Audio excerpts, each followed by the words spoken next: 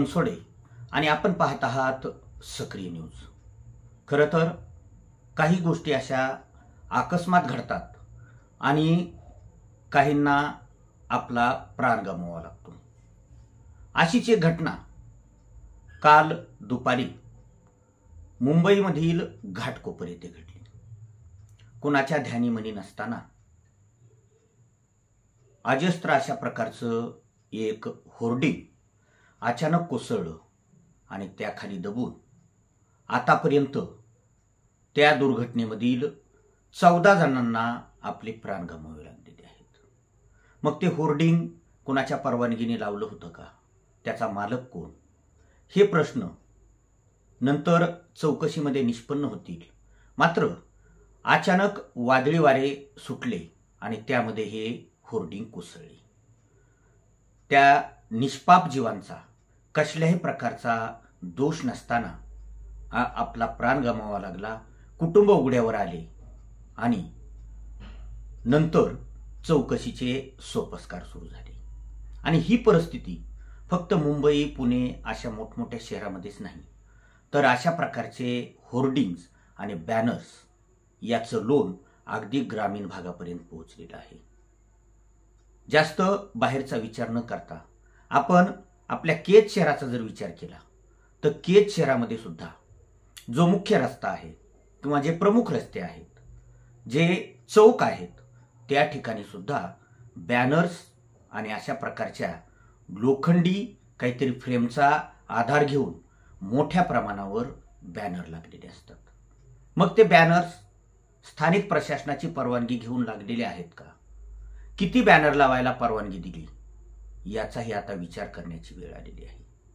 केज शहरामध्ये जे प्रमुख काही स्पॉट आहेत, मग छत्रपती शिवाजी महाराज चौक असेल, तहसील परिसर, पंचायत समिती परिसर, शासकीय विश्रामगृह, त्यानंतर बसस्टँडचा परिसर, नंतर मंगळवार पेठ कॉर्नर, भवानी चौक, अशा ठिकाणी अगदी दोन्ही बाजूला आणि कोपऱ्या कोपऱ्यावर मेन रोड लगतच मोठमोठे बॅनर्स लागलेले असतात। कसेही अस्ताव्यस्त हे बॅनर्स लागलेले आहेत आणि जो शहरातून राज्य रस्ता जातो आणि जे काही स्ट्रीट लाईट आहेत त्याला सुद्धा बॅनर लावलेले आपल्याला दिसतात। आणि म्हणून ज्या काही अवजड वाहनं आहेत त्या अवजड वाहनांना समोरील कधी कधी दिसत सुद्धा नाही एवढे अगदी मधोमध ते बॅनर्स लावलेले असतात। सध्या अवकाळी पाऊस कोसळू लागलेला आहे, वादळी वारे सुटतायत, विजा कडाडतायत आणि अशा वादळी वाऱ्यामध्ये मोठ्या प्रमाणावर अशा दुर्घटना होण्याची शक्यता कुणीही नाकारू शकत नाही। कारण निसर्ग कधी खवळेल आणि काय स्थित्यंतर येईल हे कुणी सांगू शकत नाही। मात्र जे काही आपल्या हातात आहे ती गोष्ट मात्र अगदी जाणीवपूर्वक केली पाहिजे। आणि म्हणून स्थानिक प्रशासनाने हे जे संपूर्ण शहराला विद्रूप करण्याचे हे जे काही प्रयत्न आहेत किंवा अशा ज्या घटना आहेत त्याकडे व्यवस्थितरित्या लक्ष देण्याची गरज आहे।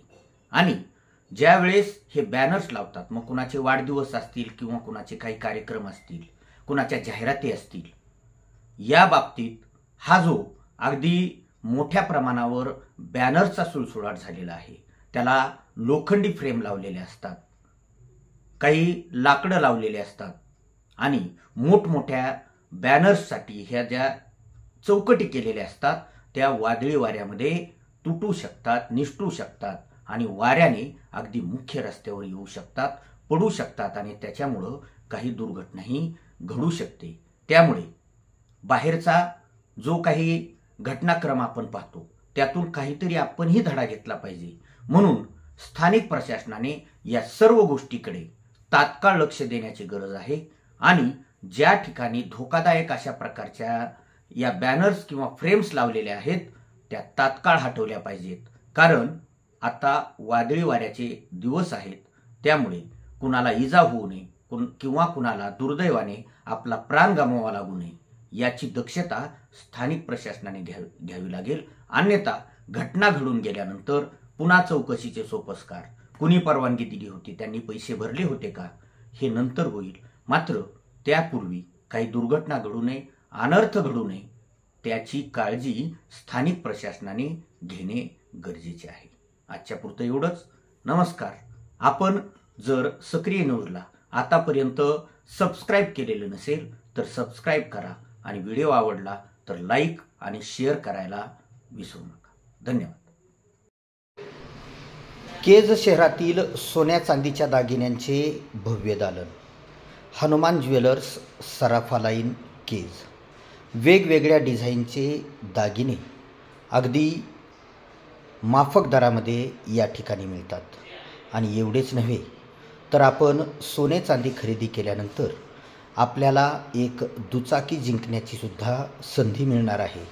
म्हणून सदरील दुकानाला एक वेळ अवश्य भेट द्या आणि जिंका एक शानदार दुचाकी.